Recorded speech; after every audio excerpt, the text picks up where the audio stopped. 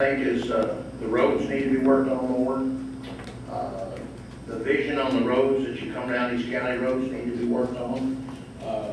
The budget is the main thing because there's going to be several things in this county that's going to be coming up that we need more money for. Some of the money is going to be cut out of the budget before too long. Those are the changes that I think that need to be done. Okay, thank you, sir. Mr. Lane, you identified in the profile that you submitted to the Grant County News the economy is your #1 concern. What impact, as Judge Executive, can you have on the economy of the county? Well, I think there's a number of things we can do for the economy of the county.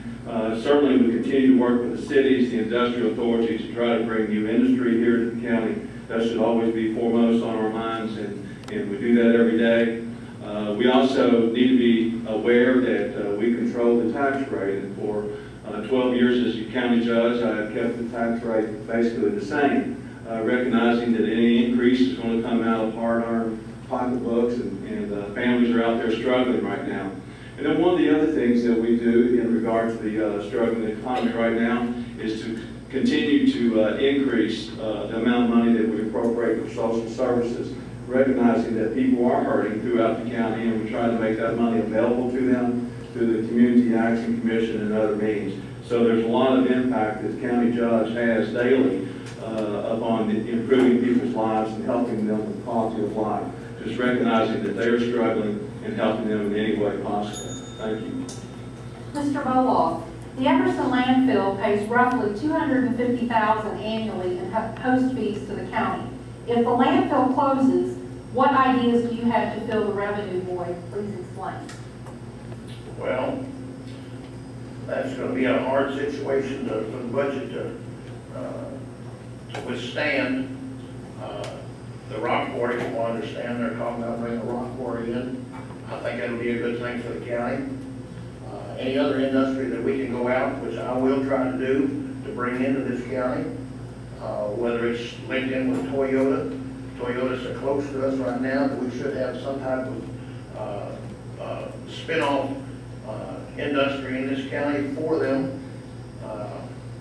All it would take is somebody to go down there and talk to them about it and get in touch with the right people and bring it into this county. Judge Lane, will the landfill closing have an impact on the county's budget and quality of life? Well, I think the short answer is yes. Certainly it will have an impact on the county's budget. This year we have identified that we would bring in $232,000 as virtue of the host fees. And actually that is down, again, related to the economy. People don't buy as much, and when people don't buy as much, there's not as much trash taken to the landfill just based upon tonnage. And so if the landfill were to leave, we would lose that revenue, and that has been revenue that we have used over the years. But one of the things that we have never done in the county budget is get accustomed to that revenue that we're dependent upon it. And what I mean by that, we may use that revenue for a one-time expenditure like building a park or doing something that is only going to cost us one time, but we won't use it reoccurring over and over. As a matter of fact, a lot of years we've taken that money and just invested it, and that's the reason that we have a sizable amount of cash available to us, and that we can continue to provide you the services that you need and have become accustomed to without any new tax money coming in. Mr. Lane, next question. Recreation has been a hallmark of your administration, but in a recently released Northern Kentucky Health and Social Survey, only 26% of the respondents were satisfied with Grant County's outdoor recreation areas, trails, playgrounds, and sports fields. What do you say to the other 74% who are apparently not satisfied? I said to be patient. We continue to try to bring new recreational activities to the children and families in this county every day. You can look back over the last 2 or 3 years, and Tabitha Fryman has done an exceptional job in leading us and providing programs at no cost. Movies in the Park comes to mind. We have a lot of family events in the park throughout the summer. She runs a Summer Splash program. We do the Senior Bash in the fall. We run a lot of family-oriented events to get people to come to our park. Now, I realize that people will say that they would like to see skateboarding, that they would like to see a roller rink of some kind. A lot of the things that people complain about, actually, the private market provides in most communities. But in regards to what the county provides, we take an assessment of that every year and try to make an improvement in people's lives. Thank you. Mr. Boloff, recreation and the need for more of it are things you hear during an election a lot of times. But recreation does cost money. Do you have a plan to bring more recreational opportunities to the county, and how would you pay for it? Well, when I was growing up in this county in the 60s, we had more to do in this county than we do now. We had a bowling alley, we had a drive-in, we had a roller skate rink. We had things that people do, whether it was young or old, wouldn't make any difference. It would be up to me to go and see about getting private enterprise coming in here with a bowling alley, the same way with a drive-in, something for everyone to do, something to have things to do in the evenings, during the summertime, wintertime. You can go to the bowling alley. I know there's several out there in the audience right now. We're probably members and bowling on a bowling league in Dry Ridge when we had the bowling alley. We had a lot of fun. It was just somewhere to go and hang out. Right now, there's nowhere around here to do anything. So I would want to go out and see if I can get private enterprise to come in here with some of the activities that we need to have here in the county. Thank you. Thank you. Mr. Lane, the county's contribution for public protection, and I'm mainly talking police, fire, and emergency management services, is just about $200,000 for police, $125,000 for fire, and $33,000 for emergency management. Those figures based on the proposed budget. Is this adequate for true public protection? Why or why not? Yeah, I personally don't think that it's adequate. I think it's life safety, and providing for the life safety issues of our county residents is always on our mind.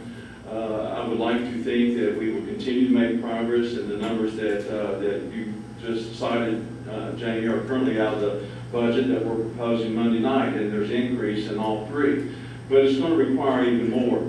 And if you look back over our tenure, especially mine in the last 12 years, I think you will see some logic as to how we have built out things in Grant County with the Judicial Center and the library and the National Cemetery, water lines on every road, which is meeting the basic needs. Grant County was behind. We have made tremendous progress.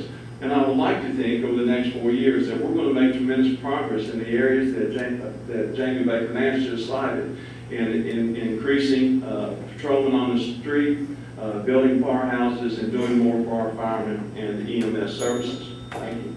Mr. Boloff, the same question, and I'll repeat it.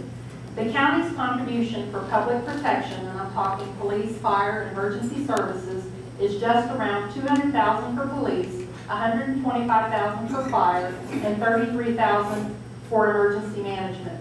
Is this adequate for true public protection? Why or why not? No. We need more protection. Need more protection in the country. Every day there's things that are being stolen out of people's property, and I don't think it's right.